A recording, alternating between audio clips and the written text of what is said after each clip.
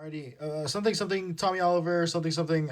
I'm sorry, I don't know Power Rangers, guys. This is This is Kibaranger. Okay, hi, Kibaranger time.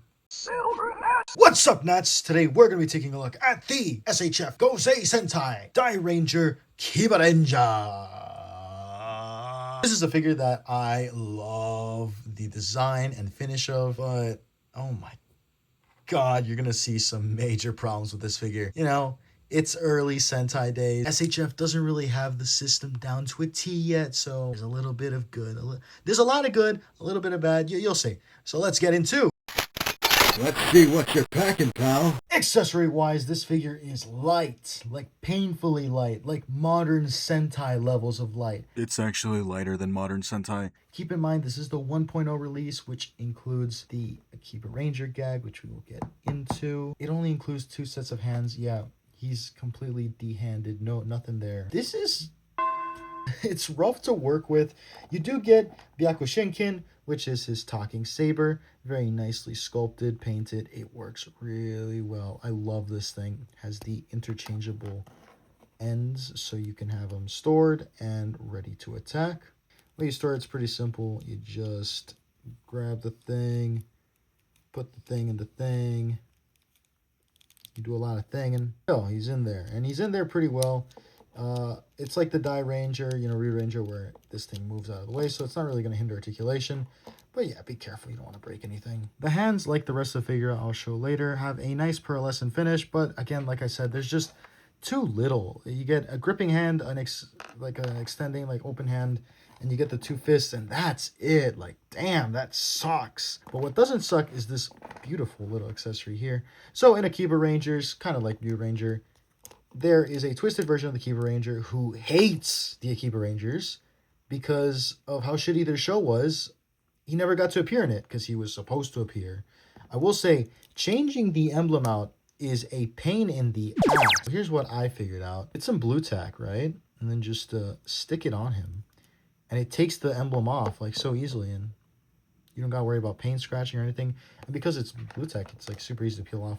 Anyways, then you just put the Kibaranger logo. And I think this is such a fun little detail. Obviously, future releases are better accessory-wise, but I'm sorry. I hate the fact that they removed this little accessory for the future releases. It's so fun. It's unnecessary. I completely understand why they removed it. But, let's have some fun, It's silly. It's good shit, man. What's cooking, good looking? Aesthetically, this figure is gorgeous. I love this pearlescent finish. I don't know if the camera picks it up well enough, but he's not white. He's not a pure white. He is a pearlescent white, and it looks so beautiful in hand. Especially under this lighting, I'm looking past the camera, and it's just, oh man, they don't make figures like this anymore. Design-wise, it's gorgeous. I love the shield. I think that they call it a shield, but it's mainly like chest armor.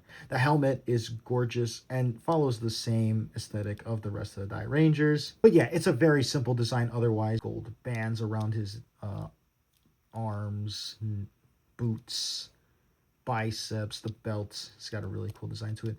It's a simple but effective design that honestly, man, you can't really mess it up. Sizing him up with his partner, it's not bad. It works. He does morph into a more adult body when he's transformed into the Ranger, because canonically he should be this, because he's 9 years old. And last video on Ranger, I completely forgot to do size comparisons with the previous Rangers I reviewed, so let's kind of cover that real quick.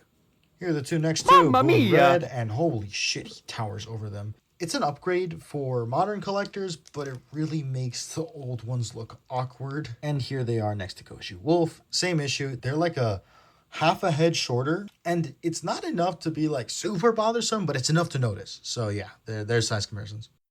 You really ought to loosen up. Articulation-wise, this figure is pretty similar to the Ranger. You get all the joints that he has. Nice toe, better than his, I think. I'd say so, yeah. It's just more deeper. The deeper the cut, the better for the integrated toes. Everything's pretty much the same. You get all the good stuff. Oh, he does actually have proper tilt, which I appreciate. Thank you, Kibaranger. Thank you, Ko. Maybe that's why he's the new Howling Star, because he's more flexible. You know, the kid's more flexible. 9 years old, by the way. The shoulder problem is still present on this figure, except it's a little tighter. Okay, bro, stay up. It's a little tighter on my copy, so it doesn't have the problem of flipping upside down as much. This one does, but you know, you gotta, you know, like really mess with it. Like, okay, yeah, it doesn't want to do it. However, there is a new problem due to the design of his armor. Because of the shoulder pads, yeah, they just, in order to move forward, you gotta break up the sculpt. And it's not subtle. It is like evil how unsubtle this is. This looks awful. And the range without it is, I mean, you can get a decent enough range. So really, you don't want to be moving it, because this looks terrible. Like, this looks exceptionally bad. And I get it, you know, the costume had like foam so you could kind of bend it, and it cuts too, probably, so you can get away with like extending. I guess like if you want to do like a little bit, that's not as bad, but like this looks really, really bad. Other than that, articulation, like I said, is pretty much the same, if not a little better than Rio Ranger. So in conclusion, the figure is okay. Accessory-wise, I really love the Kibaranger bit. That's adorable. But I think the lack of variety in hand gestures for a Sentai character is killing me. Was it really that hard to add, I don't know, any extra gesturing hands? Probably not. And then that's not to mention the articulation scheme. Look, Yurenja had issues, but at least you could move his joints with no, like, armor looking ugly.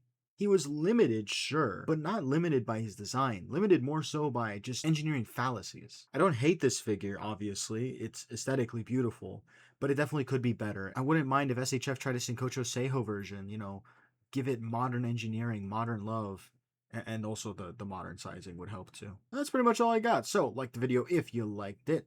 Comment down below, was I being too harsh? Do you like this figure? Subscribe to Silvernat. Please. For more Silvernat content. Hey, as always. I've never felt like